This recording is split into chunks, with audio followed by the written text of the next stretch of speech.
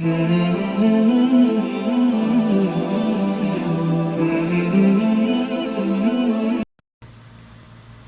علیکم ورحمۃ اللہ وبرکاتہ ان الحمد للہ نحمده ونستعینه ونستغفره ونعوذ باللہ من شرور انفسنا ومن سیئات اعمالنا من يهده الله فلا مضل له ومن يضلل فلا هادي له واشهد ان لا اله الا الله واشهد ان محمدا عبده ورسوله اعوذ باللہ من الشیطان الرجیم اتخذوا احبارهم ورهبانهم اربابا من دون اللہ۔ مشاہدین و مشاہدات، ایک بہت اہم نقطہ کی طرف ہم آپ کا دھیان مائل کرنا چاہتے ہیں اور بہت ہی اہم بات ہم آپ کے گوشے گزار کرنا چاہتے ہیں۔ مشاہدین و مشاہدات، قرآن مقدس کی جس آیت کی طرف میں نے اشارہ کیا ہے، یہود کے ایک فعل کا تذکرہ باری تعالیٰ نے یہاں کیا ہے، بلکہ یہود و نصارہ کہہ لیجئے، اتخذوا احبارہم ورہبانہم اربابا من دون اللہ، انہوں نے بنا لیا ہے اپنے عالموں کو اور اپنے عابدوں کو اللہ کے علاوہ رب۔ قرآن مقدس کی یہ آیت ہے۔ ہمارے نبی صلی اللہ علیہ وسلم مدینہ میں تشریف فرما تھے اور آپ صلی اللہ علیہ وسلم کے ایک صحابی جو بعد میں توفیق ہوئی ایمان لانے کی، وہ تشریف لائے، وہ تھے عدی بن حاتم رضی اللہ تعالیٰ عنہ۔ کہتے ہیں اتیت النبی صلی اللہ علیہ وسلم، میں نبی کریم صلی اللہ علیہ وسلم کی خدمت میں آیا، وفی عنقی صلیب من ذہب، اور میرے گلے میں، میرے گردن سے سونے کی ایک سلیب لٹک رہی تھی۔ آج کل جیسے عیسائی لوگ پہنے رکھتے ہیں، جس طرح سے بہت سارے لوگ تعویذ وغیرہ گلے میں لٹکائے رہتے ہیں، اسی کیفیت کے ساتھ وہ ایک سلیب سونے کی بنی ہوئی اپنے گلے میں آویزہ کیے ہوئے تھے۔ رسول اکرم صلی اللہ علیہ وسلم نے دیکھ لیا، فقال، تو آپ نے فرمایا، یا عدیو اطرح عنک ھذا الوثن، اے عدی اس بت کو اپنے آپ سے دور کر دو، اس گندگی کو اپنے آپ سے دور کر دو۔ وسمعتہ، کہتے ہیں میں نے سنا آپ صلی اللہ علیہ وسلم کو یقرأ فی سورۃ براءہ، کہ آپ صلی اللہ علیہ وسلم سورہ براءہ کی آیت پڑھ رہے تھے، اتخذوا احبارہم ورہبانہم اربابا من دون اللہ، کہ یہود و نصارہ نے اپنے عالموں کو، اپنے عابدوں کو اللہ کے علاوہ رب بنا لیا۔ قالا، عربی تھے، عربی نسل تھے، عربی سمجھتے تھے۔ رسول اکرم صلی اللہ علیہ وسلم کی ایک قرات ان کے کان سے ٹکرائی تو انہوں نے کہا، اما انہم لم یکونوا یعبدونہم، اے اللہ کے رسول صلی اللہ علیہ وسلم، آپ نے ابھی تلاوت کی ہے کہ اتخذوا احبارہم ورہبانہم اربابا من دون اللہ، کہ یہود و نصارہ نے اپنے عالموں کو، اپنے عابدوں کو اور اللہ کے علاوہ رب بنا لیا۔ یہ تو ہم نے نہیں پایا کہ انہوں نے رب بنا لیا۔ ذرا دیکھیے اس کے بعد رسول اکرم صلی اللہ علیہ وسلم فرماتے ہیں، وَلَكِنَّهُمْ كَانُوا إِذَا أَحَلُّوا لَهُمْ شَيْئًا اسْتَحَلُّوهُ، ہاں ٹھیک ہے، رب نہیں بنایا، ان کے سامنے سجدہ نہیں کیا، یہ بات تمہاری صحیح ہے، لیکن کیا یہ حقیقت نہیں ہے کہ كَانُوا إِذَا أَحَلُّوا لَهُمْ، یہ عابد اور یہ علماء جب کسی چیز کو پبلک کے لیے، یہود و نصارہ کے لیے حلال قرار دیتے تھے، استحلوہ، تو یہ لوگ بھی اس کو حلال کر لیتے تھے۔ وَإِذَا حَرَّمُوا عَلَيْهِمْ شَيْئًا، اور جب ان پر کسی چیز کو حرام قرار دیتے تھے، حرموا، تو اسے ان لوگوں نے حرام کر دیا۔ کہا فَذَلِكَ عِبَادَتُهُمْ، بعض روایات میں ہے کہ نبی کریم صلی اللہ علیہ وسلم نے فرمایا، یہی تو ان کی عبادت ہے۔ غور کرنے کا مقام ہے یہ۔ میں آپ کے ذہن کو ایک طرف لے جانا چاہتا ہوں، کتاب و سنت کو چھوڑ کر کے کتاب و سنت میں کوئی چیز حلال ہے، کوئی چیز حرام ہے، اس کے مطابق فتویٰ عالم کا ہو، عابد کا ہو،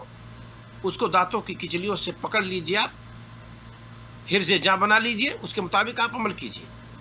لیکن جس چیز کو اللہ رب العالمین نے حلال قرار دیا ہے، اس کو ہمارے علماء آج کل اگر اس حلال چیز کو حرام قرار دیں تو ہم نے اور آپ نے اگر ان کی اتباع کی، اللہ اور اس کے رسول کے فرامین کو درکنار کر دیا، چھوڑ دیا، اللہ اور اس کے رسول کے حکم کو ہم نے پشے پست ڈال دیا، تو گویا کہ ہم نے اور آپ نے وہی کام کیا ہے جو یہود و نصارہ اپنے عالموں اور اپنے زاہدوں کے کرنے پر کیا کرتے تھے۔ اسی طریقے سے اللہ اور اس کے رسول نے کسی چیز کو، یعنی قرآن میں یا حدیث میں کسی چیز کو، یا کسی ایک میں یعنی قرآن میں یا صرف حدیث میں کسی چیز کو حرام قرار دیا ہے، لیکن کسی آج کے دور میں اس امت کے کسی عالم نے اس حرام چیز کو حلال قرار دیا ہو، اور ہم نے اور آپ نے اگر اسے حلال سمجھ لیا جبکہ قرآن و حدیث کی روشنی میں وہ چیز حرام ہے، تو گویا کہ ہم نے اس عالم کو، اس مفتی کو جس نے کہ ہمارے لیے اور آپ کے لیے حرام چیز کو حلال کیا ہے، گویا کہ ہم نے اور آپ نے اس کو رب بنا لیا ہے۔ توحید ربوبیت کس کو کہتے ہیں؟ اللہ کو خالق، مالک، مدبر تسلیم کرنا۔ تو کسی چیز، کسی قاعدہ قانون کو بنانا، حلال و حرام کا قانون پاس کرنا، یہ تدبیر ہے، اور مدبر صرف اللہ رب العالمین ہے۔ لہذا اللہ رب العالمین کے اس تدبیر میں ہم کسی دوسرے کو اگر شریک کرتے ہیں تو گویا کہ ہم نے اور آپ نے اسے رب بنا لیا جس نے کیا ہے ایسا، اور ہم نے حقیقی رب کو اپنے چھوڑ دیا، اور نبی کریم صلی اللہ علیہ وسلم کی اطاعت کو ہم نے ترک کر دیا ہے۔ لہذا ہماری اور آپ کی یہ کوشش ہونی چاہیے کہ جس چیز کو اللہ اور اس کے رسول نے حلال قرار دیا ہے اسے ہم اور آپ حلال سمجھیں، جس چیز کو اللہ اور اس کے رسول نے حرام قرار دیا ہے ہم اور آپ بھی اس کو حرام قرار دیں۔ حلال و حرام کا مسئلہ آسان نہیں ہے کہ ہم اپنے جیب سے فتویٰ دے دیں کہ یہ حلال ہے، یہ حرام ہے۔ آج کل فتویٰ بازی میں لوگ بہت جلدی کرتے ہیں، تھوڑا سا صبح ہوا، دقت نظری کے ساتھ انہوں نے کتاب و سنت میں اس مسئلے کو کھگالا نہیں، فتویٰ فوراً نافذ کر دیے کہ یہ حرام ہے، اور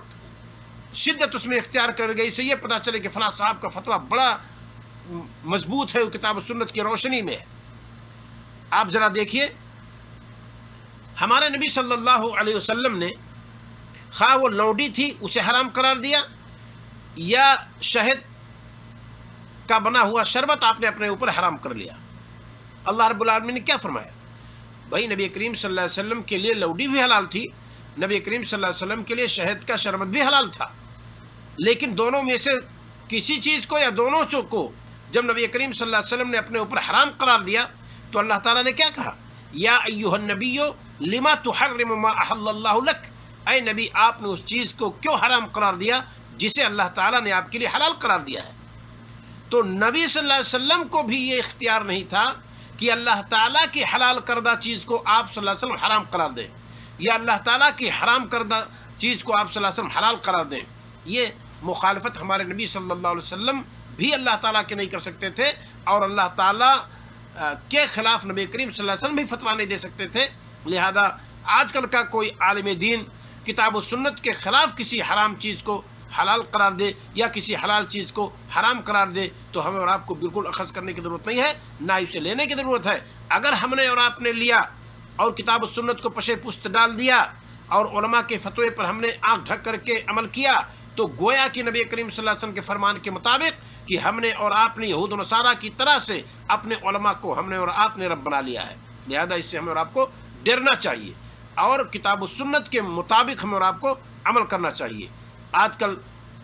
اس جدید دور میں ایک عالم دین کے پاس جب لوگ رجوع کرتے ہیں اور اسے پتہ نہیں کہ کتاب و سنت میں کوئی یہ فتویٰ کبھی موجود ہے کہ نہیں، کتاب و سنت میں یہ مسئلہ موجود ہے کہ نہیں، یا موجود نص یا اس طرح کی کسی چیز کے حلال و حرام کا فتویٰ موجود ہے کتاب و سنت میں، اس سے اخذ کرنے کے بجائے بیلاک فتویٰ ایک انسان دیتا ہے، ایک عالم دین دیتا ہے کہ یہ چیز حلال ہے یا یہ چیز حرام ہے، تو خاص طور سے حرام کے تعلق سے کہ یوں ہی کسی چیز کو حرام کر دینا بغیر دلیل کے بالکل ہمیں اور آپ کو زیبا نہیں ہے، نہ ہی کتاب و سنت کی یہ दावत है। हाँ, अशिया में असल हिल्लत है। असल हिल्लत का मतलब कि असलन वो हलाल है, क्योंकि अल्लाह रब्बुल आलमीन ने फरमाया खलकना लकुम मा फिल अर्द जमिया, हमने तुम्हारे लिए जो चीज़ें हैं ज़मीन में सब पैदा किया है। जितनी चीज़ें ज़मीन में हैं सब हमने तुम्हारे लिए पैदा किया है। इसका मतलब यह है, एक आम इस तौर पर इस्तेदलाल कर सकते हैं कि दुनिया में जितनी चीज़ें खाने की हैं, जितनी चीज़ें पीने की हैं, अगर उसकी कोई दलील नहीं है कि हराम है तो आप खाने की चीज़ खा सकते हैं, पीने की चीज़ पी सकते हैं, बरतने की चीज़ आप उसे बरत सकते हैं। अब अगर कोई बंदा कहता है फला साहब फला चीज़ मत खाइए, तो उसको चाहिए कि वो दलील पेश करे। अगर वो दलील देने से कासिर है तो यूं ही अपने ज़ुबान खर्च से वो किसी हलाल चीज़ को अल्लाह के बंदों पर हराम बिल्कुल ना करे। अगर वो करता है और लोग उसके पीछे चलते हैं, उसकी इत्तबा करते हैं, तो यहूद नसारा और उनके उलमा की तरह हम और आप भी होंगे। लिहाजा हमारी और आपकी कोशिश होनी चाहिए कि किताब और सुन्नत के मुताबिक हम अमल करें। शेखुल इस्लाम इब्न तैमिया रहमतुल्लाह एक मकाम पे फरमाते हैं, मन दल्ला मिन उलमाइना फफिह शिबहु मिन अल-यहूद, हमारे उलमा में से जो गुमराह हुआ उसमें यहूद की मुशाबहत पाई जाती है। वमन दल्ला मिन उब्बादिना फफिह शिबहु मिन अन-नसारा, और हमारे आबिदों जाहिदों में से जो गुमराह हुआ उसमें मुशाबहत पाई जाती है नसारा की। यहूद यानी उलमाए यहूद जान करके भी हक को छोड़ करके गुमराह हुए, और नसारा गुमराह हुए, उनको वो हक के मुतलाशी रहे पर हक उनको मिला ही नहीं और वो गुमराह हुए।